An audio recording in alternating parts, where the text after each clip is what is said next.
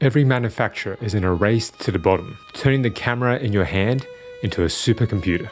TT Artisan's 50mm f2 is a curious lens, a full-frame manual focus only lens available on every mount under the sun and priced aggressively, to say the least. When a lens is this cheap, usually you need to compromise on build, optical quality, or both.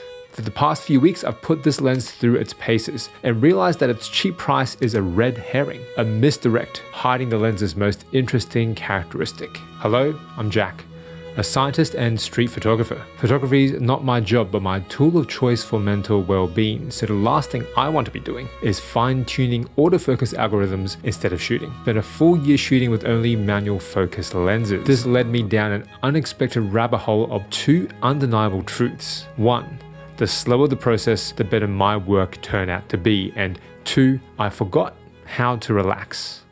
Full metal construction, a solid 200 grams, but very compact. Well-dampened focus ring with the right amount of resistance. About 120 degrees focus throw from 0.5 meters to infinity, and it only sticks out from the camera by 3.5 centimeters, about 1.5 inches. Fully clicked aperture ring controlling 10 aperture blades for nice bokeh wide open at f2. I've shot with manual focus lenses from Samyang, Metacon, 7 Artisans, even Sirui, and this is the best build I've seen from these cheaper brands. It's just missing a focus tab for quick muscle memory and zone focusing, but this feature is missing from most manual lenses on the market. It's not at the quality of Voigtlander, Zeiss, or Leica, but TT Artisan somehow didn't cheap out on the build.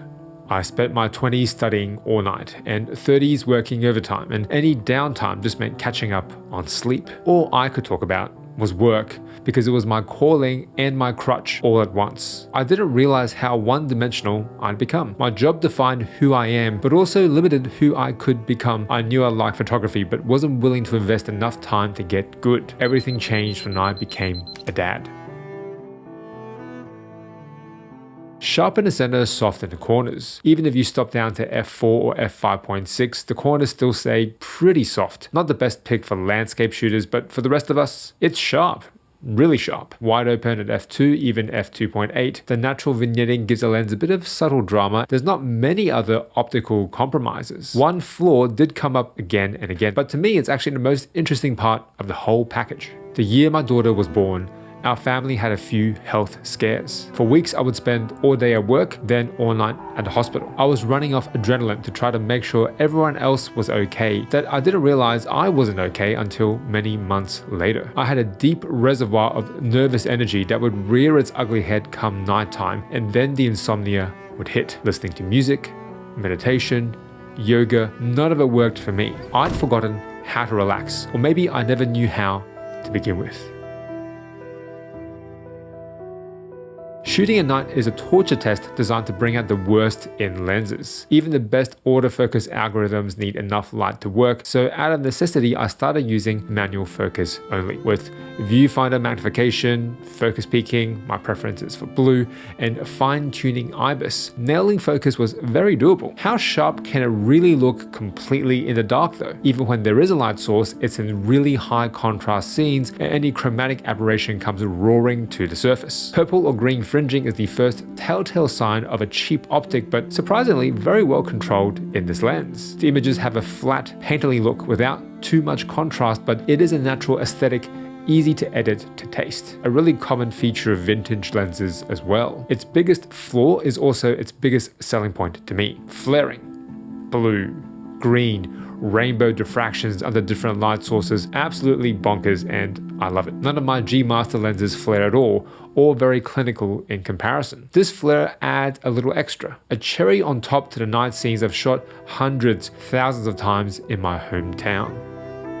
Safely back home from the hospital, the whole house was asleep. Everyone except me. Instead of trying and failing to beat insomnia for the 9th time in 10 days, I gave up. I picked up my camera and headed out the door. Street lamps and traffic, raindrops and puddles, reflections and shadows all take on a different life at night. Watching the image change through the viewfinder as you rotate the focus ring is a smooth, calming process, a more tactile way of experiencing each frame while you take it. I had to slow down and really concentrate to capture images that matter to nobody else but me. Working so hard for even the most mundane of shots is what made it satisfying.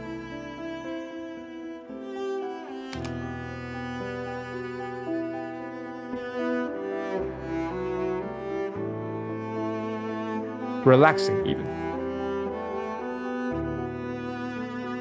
Given the size, image quality, vintage character, I love that flare, and price, TT Artisan's 50mm f2 is a great choice if you're just getting started with manual focus lenses. If you can't give up autofocus, Sony's compact G lenses are the way to go, and my favorite from that series is the 40mm f2.5. You'll find a video here when it's ready to go.